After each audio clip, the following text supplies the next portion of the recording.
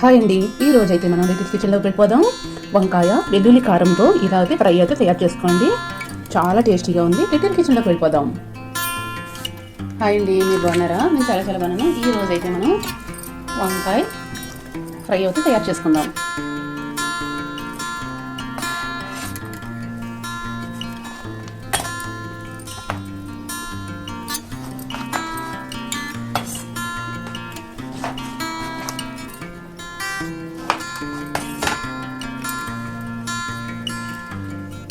ఇలా చీరకులన్నీ కట్ చేసుకోండి.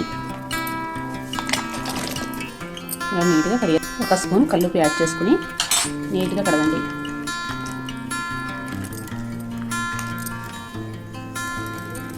తగినంత నెయ్యి వేసుకోండి.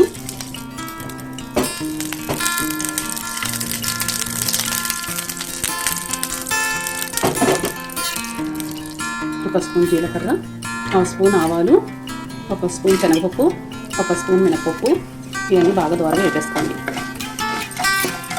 4 ఎండుమిర్చి, 4 కరివేపాకు కర్రలు, వెల్లుల్లిపాయ ఒకటి దంచుకుని వేసుకోండి. ఇక్కడ బాగా వేసేసుకోండి.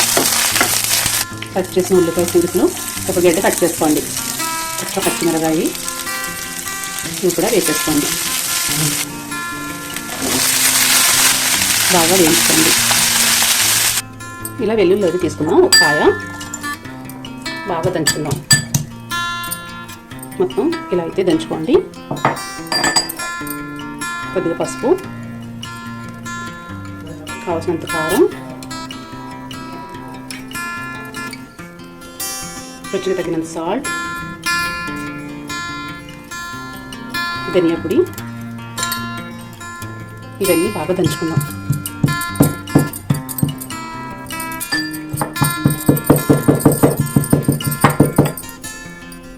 ఇలా అయితే దంచుకోండి. మనం దంచిందంతా కూడా ఇలా ముద్దలాగైతే అవ్వాలి. ఇలా వేయింది చూసుకోండి. మనం దంచి పెట్టుకున్న వెల్లుల్లి కారం అంతా ఇందులో వేసేసుకుందాం.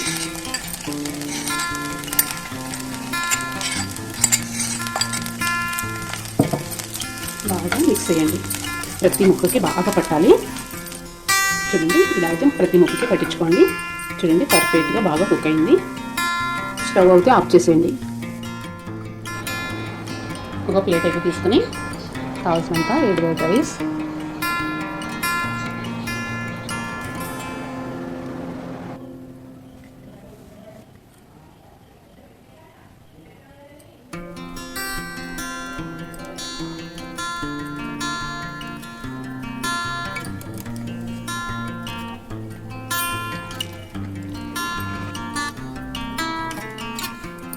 వంకాయ ఎల్లుల్లి కారం వేసుకుని కావాల్సిన నెయ్యి అయితే యాడ్ చేసుకోండి. వావ్, చూడండి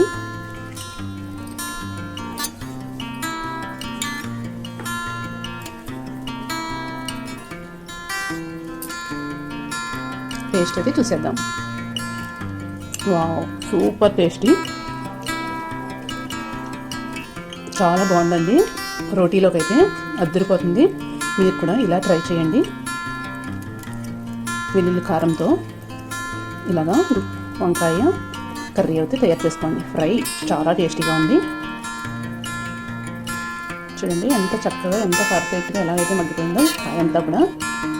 టేస్ట్ అయితే చూసేద్దాం. తినే కొద్ది తినాలనిపిస్తుందండి. చాలా బాగుంది. ఇలా అయితే ఒకసారి ట్రై చేయండి. నా వీడియో నచ్చితే లైక్ చేయండి, షేర్ చేయండి, కామెంట్ పెట్టండి. నెక్స్ట్ వీడియోలో మళ్ళీ కలుద్దాం. Bye bye.